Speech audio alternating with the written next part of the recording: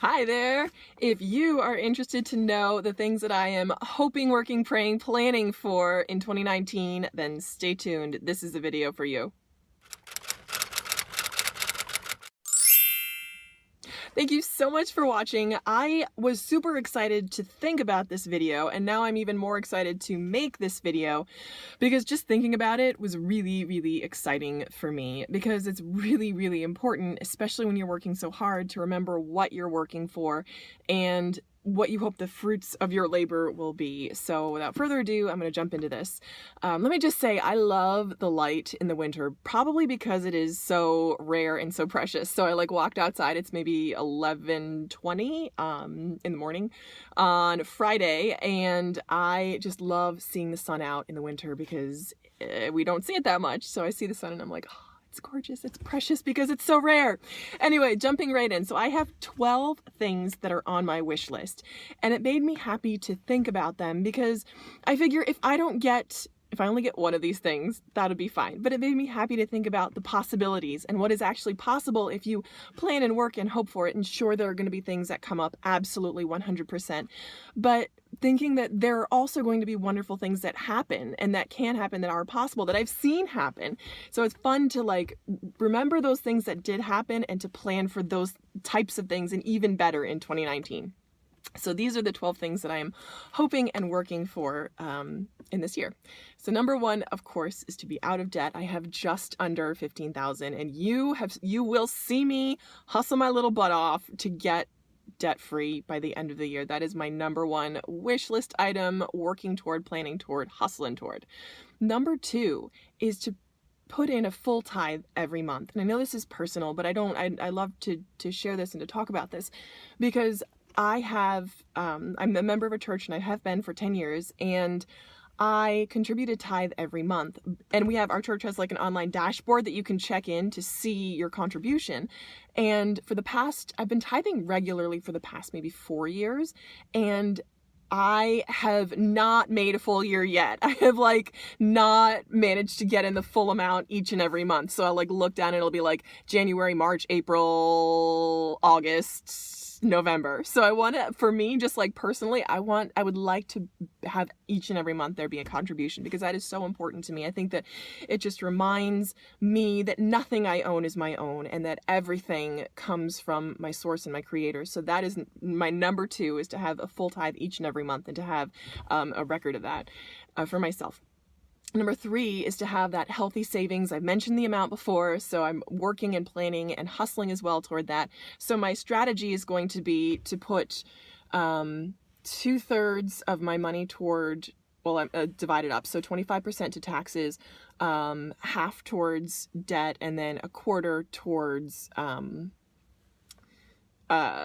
savings. So that's how I'm going to divide up getting out of debt versus savings, so that I'm not in a position where, hey, I'm out of debt, but then there's this huge, catastrophe and catastrophic thing, and I don't have the savings to cover it. So that is going to be how I'm going to allocate my revenue that I'm making from my side hustle. So number four is to have an element of contribution in someone's life. And it can be super small, but it's important for me to remember that this life isn't about me. And the more that you can feed into and contribute positively toward other people, the better off you're going to feel, because you remember that it's not about me. I remember that it's not about me. It's not about you. I mean, it is about you. It's not about me. So that's number four. The next 4 items are all about experiences, because I have learned that, and a lot of people say this, I value experiences more than things.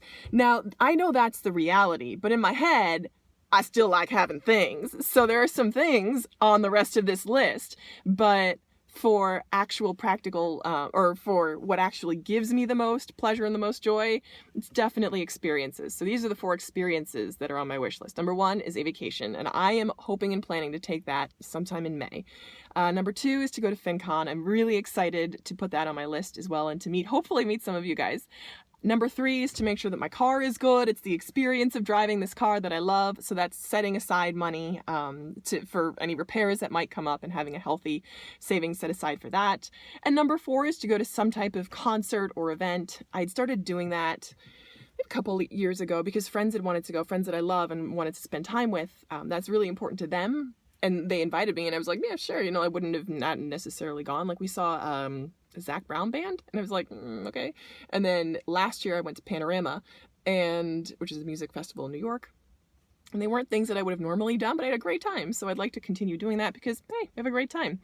And that's usually like 100 to 150 per ticket, which is extravagant to me. But I do go and end up having a great time. So those are my events.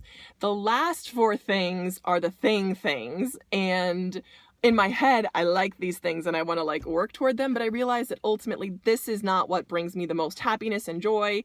So that's why they're way down low on the list. However, I do still like to like think about them and plan for them. So number 1 would be a coil bound planner, which, spoiler alert, I actually ended up purchasing late last night.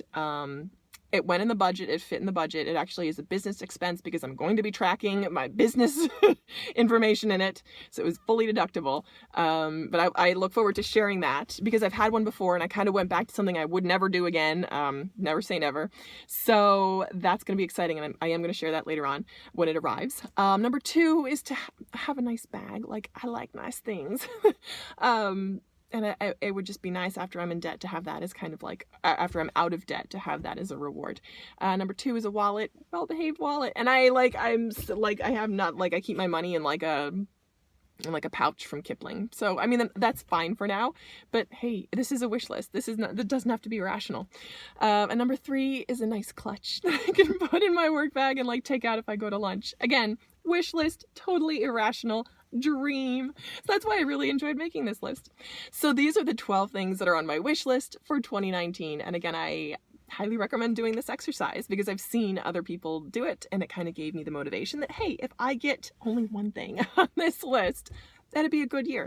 So again, I encourage you to do that. What is on your wish list? I would love to know. I love hearing what people are wishing for, hoping for, dreaming for.